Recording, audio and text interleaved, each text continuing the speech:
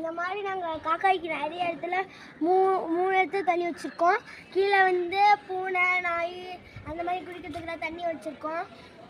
அங்கே ஒரு விளக்கில் தண்ணி வச்சுருக்கோம். குருவிக்கு பாருங்க, குருவிலாம் வந்து இங்கே ஆய்பட்டு போயிடும். அதுவும் தண்ணி வேணும்ல, அதெல்லாம் வச்சுருக்கோம். கீழே வந்து நாய்க்கு பூனைக்கெல்லாம் வச்சுருக்கோம். அது காட்டுறேன்.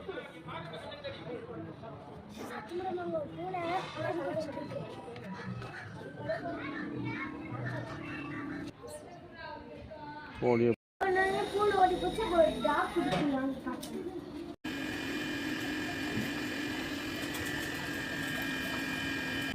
நீர் என்று அம்மையா அவளுக்கு அப்படின்னா தண்ணி நெருப்பு எல்லாத்துக்கும் சம்மந்தமானது.